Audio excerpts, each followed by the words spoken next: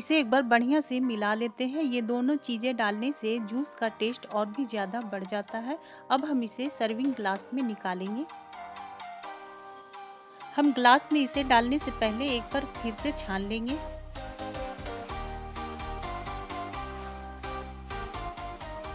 अब ये fresh juice पीने के लिए तैयार है। हम इसमें गार्निश के लिए थोड़ा सा चाट मसाला डाल देते हैं।